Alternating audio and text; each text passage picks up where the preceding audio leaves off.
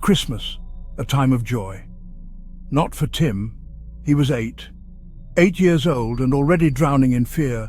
Fear that wrapped around him like a cold, suffocating blanket.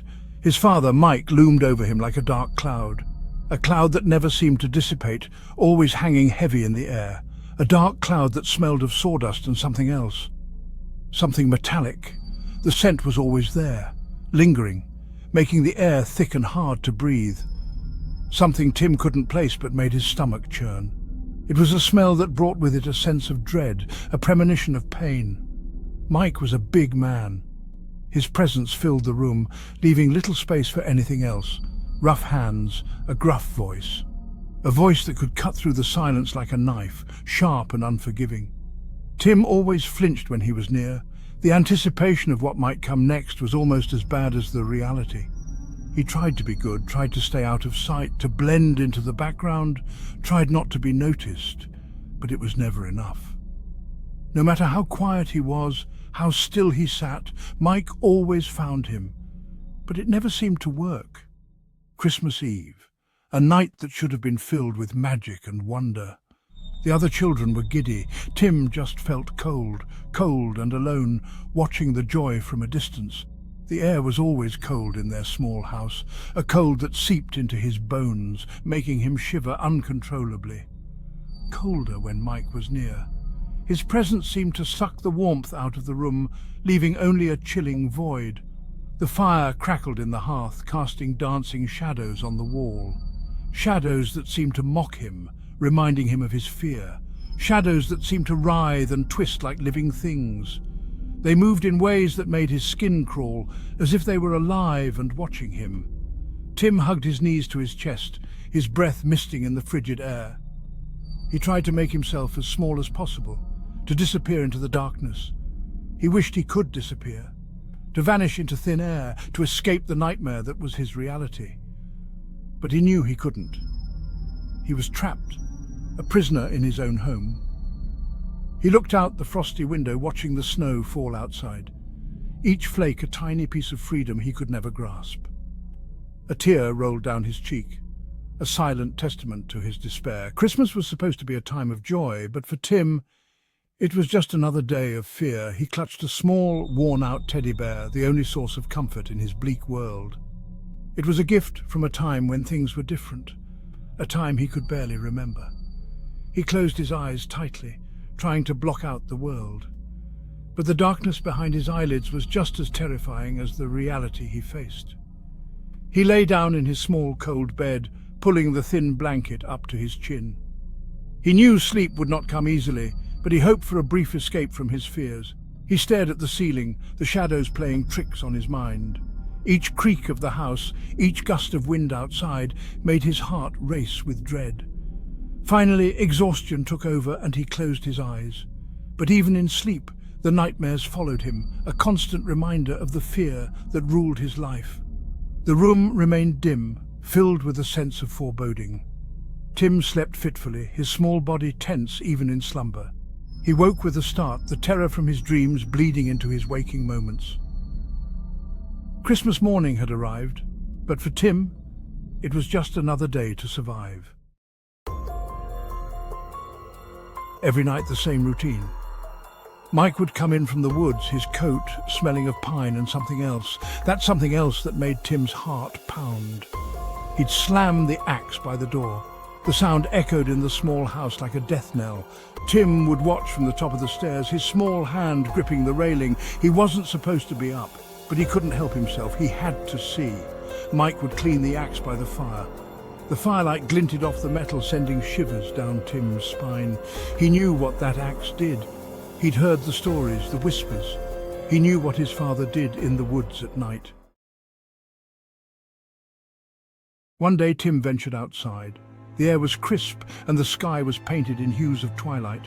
The snow-covered landscape stretched out before him, a vast silent expanse. The snow crunched under his worn boots. Each step echoed in the stillness, a reminder of his solitude. He wasn't supposed to go near the barn, but something drew him there.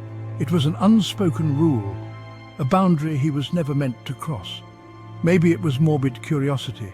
Maybe it was a macabre sense of duty. Or perhaps it was the whispers he thought he heard in the wind, calling him closer.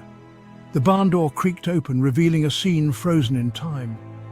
The air inside was colder, as if the barn itself held on to the chill of forgotten memories. Dust motes danced in the pale light that sliced through the cracks in the wooden walls. They seemed to move with a life of their own, swirling in the beams of light that pierced the darkness.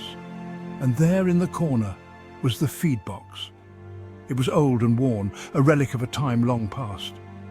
Tim's breath hitched. He knew what he would find inside. His heart pounded in his chest, each beat a drum of impending dread. He'd seen glimpses of it before, in his nightmares. But this was real. The nightmares had always felt distant, like shadows at the edge of his mind. Now they were tangible, and he was living them. The metallic scent he associated with his father was overwhelming. It filled his nostrils, a pungent reminder of the past he tried to forget. The feed box was filled with bones.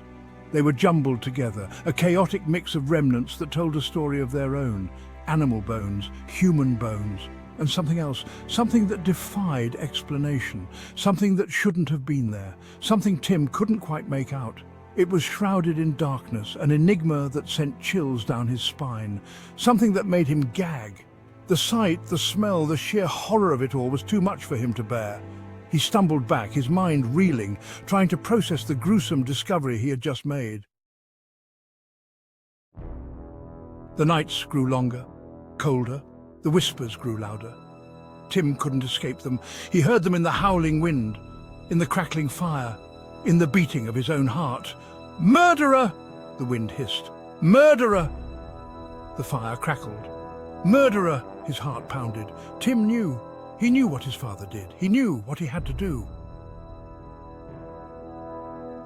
Christmas Eve. The house was silent, save for the ticking of the grandfather clock. Mike was late. Tim sat by the fire, clutching a small wooden toy soldier. He had found it in the attic, covered in dust and forgotten. The axe was gone. Tim knew where to find it. He had seen his father go out earlier. He had seen the look in his eyes, the look that sent shivers down his spine. He found his father in the woods, standing over a fresh mound of snow. The air was thick with the metallic scent. Tim knew what lay beneath. He didn't need to see. He swung the axe, once, twice. The sound was lost in the howling wind. The axe clattered to the ground. Tim stared at his handiwork, his breath coming in ragged gasps. The snow was stained crimson. The metallic scent was overpowering. He had done it. He had killed his father. Tim felt a strange sense of detachment. No fear, no remorse, just emptiness. He was numb. He looked down at the toy soldier in his hand. It was covered in blood.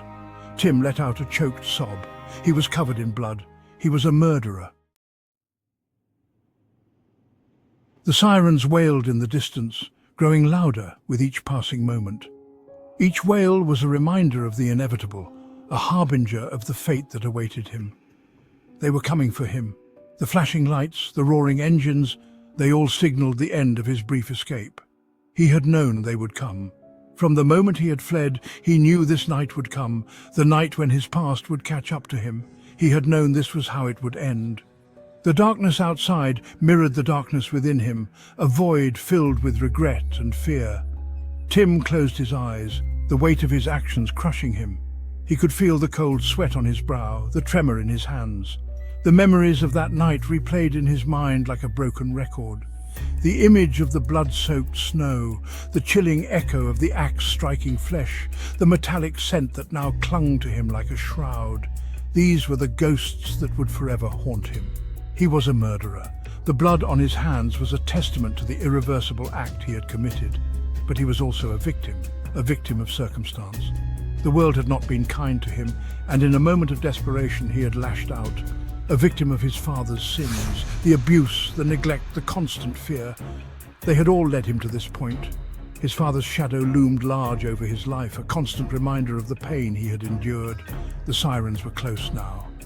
The sound was deafening, a cacophony of judgment that pierced the night. He could hear the crunch of footsteps on the snow. He didn't resist. He didn't run, there was no point. The weight of his guilt was too heavy to bear, and he knew that running would only prolong the inevitable. He had nowhere to go. The world had closed in on him, and there was no escape. As the police closed in, he felt a strange sense of relief.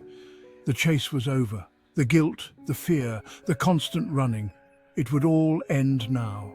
He would face his fate, and perhaps in doing so, find some semblance of peace. Tim's story is a fictional one, born from the eerie pages